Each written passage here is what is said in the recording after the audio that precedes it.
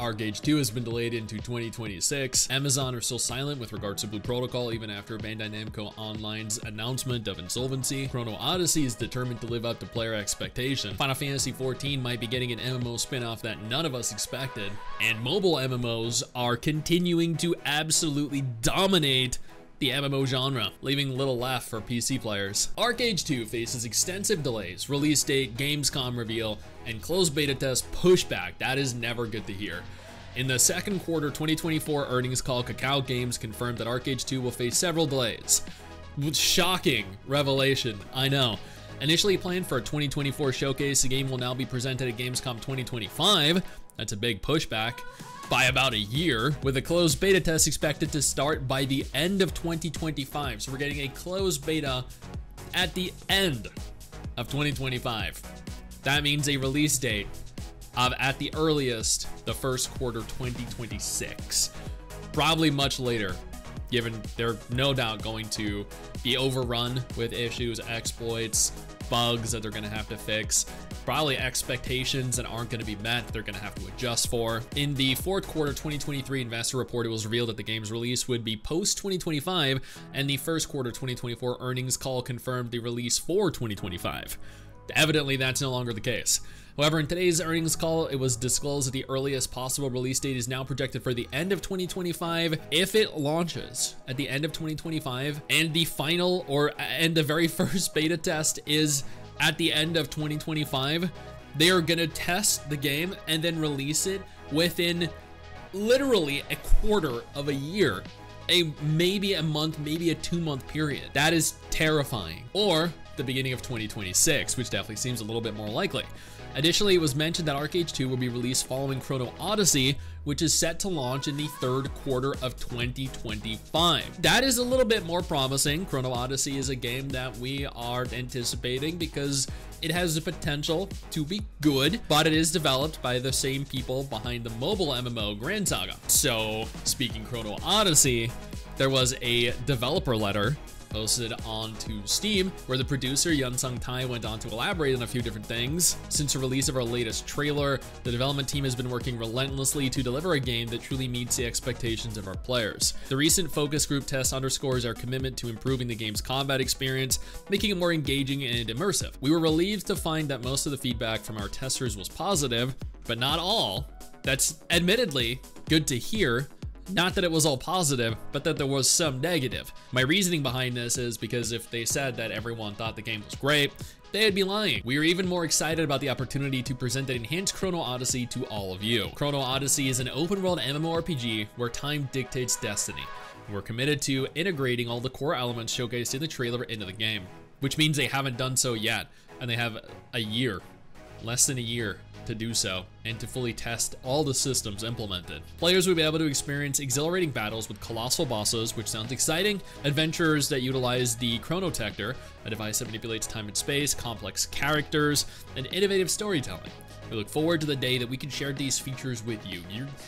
We're looking forward to the day that we can test all these features and see them fully realized.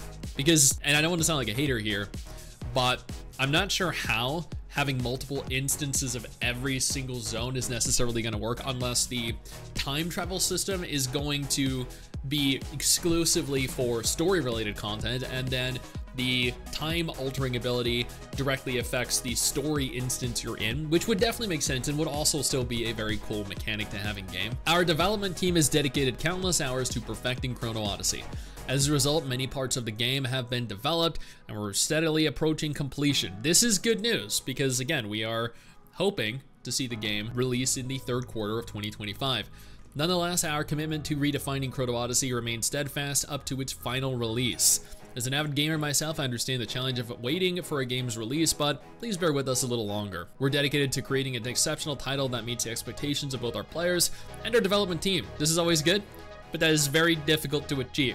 Nevertheless, I do truly wish them the best of luck, because we have so few MMOs releasing that we have literally nothing to look forward to. As you no doubt aware, if you've been keeping up to date with the Blue Protocol news, or at least the Blue Protocol videos I've been posting, it was announced and confirmed that Bandai Namco Online, after losing a lot of money, were filing for insolvency. This isn't great news for all of their online products, such as Blue Protocol. Nevertheless, the Blue Protocol dev team did outline at the very least several months worth of future updates that they had planned, but nothing beyond that. And it looks as though, looking at their website, they're still fairly active in terms of what they're posting. Navigating on over to Amazon's website, they have not been active in posting. Rather, on the contrary, they haven't posted anything since November 13th, 2023. Yeah, it's been almost an entire year since anything has been added to the Blue Protocol website. However, navigating on over to the homepage, it clearly still states Blue Protocol is coming in 2024, which means what? We have 4 months to get this off the ground. It means we have 4 months to hold a public test phase and fully launch the game. This close to Throne and Liberty, this close to Guild Wars 2's new expansion, this close to World of Warcraft's new expansion. I don't think that's happening. I genuinely do not foresee Blue Protocol releasing in 2024. I don't actually think Blue Protocol is going to fully release globally. Every country around the world has delayed indefinitely their version of the game. If Amazon decide to release this, they are the only company, and we are going to be the only country in the world that wants to push the game out in the current form that it is in. No other country wants to do that. Every country has admitted the game is incomplete and lacks the quality and the polish that they deem is necessary to have a fully functional MMO release to the public. And I appreciate that. I appreciate their honesty and that they're putting their players before revenue, before profits. Thus, I don't think Amazon is going to release the game, but they might surprise me and announce like in the next month or two, hey, we're releasing, and then the game will flop because honestly, it's not filled with enough stuff yet. That's it. It's empty still. Now, before we talk about anything else, I want to take a moment to thank my incredible patrons over on Patreon who allow for me to continue to do dedicated videos like this every single day. You guys are phenomenal, and I can't thank you all enough for the support. Now let's keep talking. Square Enix has apparently teamed up with Tencent, and this isn't 100% definitively confirmed. There have been plenty of rumors about this online. There have been dozens of different news websites that have covered it, but they are teaming up to create Final Fantasy XIV on mobile. Yeah. Because as we all know, mobile MMOs, even gacha games, they do incredibly well. So why wouldn't Square try tapping into this market? Full details on the new game have yet to be revealed by either company, but a Chinese license approval suggests the game is in development. Square Enix and Tencent teamed up in 2018 and began working on some projects. They are reportedly developing a mobile game based on Final Fantasy XIV, revealed via an overseas license approval in China. Final Fantasy XIV has been a PC and a console MMO since it launched way back in 2010, or relaunched as Are Only Born back in, I think it was 2013. However, up until this point, it has not been available on the mobile platform. Chinese license approval specifically for mobile looks set to change that, all but confirming Final Fantasy XIV's eventual launch onto the portable platform, or at least a game based on the massively multiplayer title. Apparently, they formed a strategic alliance with Tencent back in 2018 and later revealed that some projects were in progress.